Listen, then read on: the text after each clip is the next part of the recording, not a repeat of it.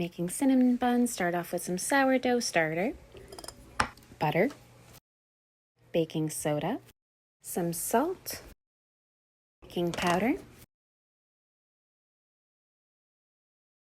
all-purpose flour, some brown sugar, maple syrup, some milk, and 2 eggs.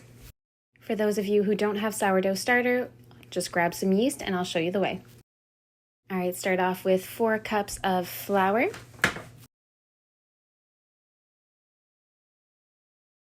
1 teaspoon of baking soda,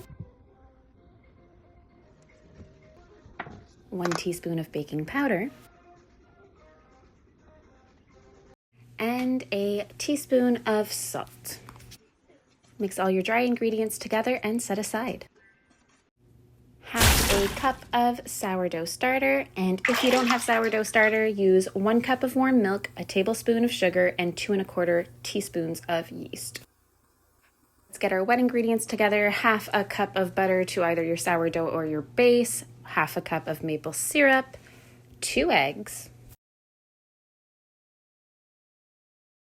and 1 cup of milk if you're using sourdough starter, not if it's the yeast. You already had your 1 cup. Then mix it all together, add in your dry ingredients, and mix until it becomes a firm ball of dough.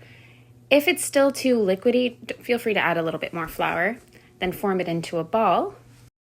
You're gonna cover this and set it aside. I'm leaving mine out overnight. I'd like to make sure I spray a little bit of oil on the saran wrap so it doesn't stick.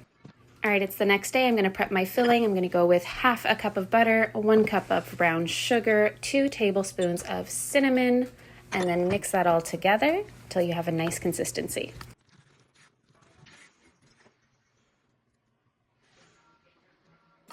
And now for the fun part. I'm going to dust my surface with some flour and roll out this beautiful dough. As you see, it's doubled up in size. It's a bit of an odd color at the top, but the rest of it is totally fine.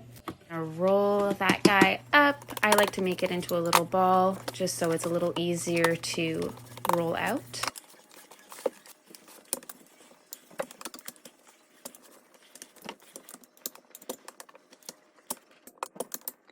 You want it to be about 1 inch thick. Any thicker and it's a little too bready.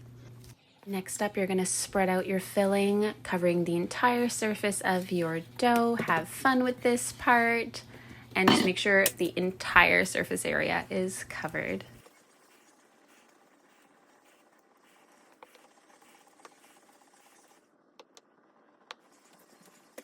Next up, we're gonna roll this sucker up.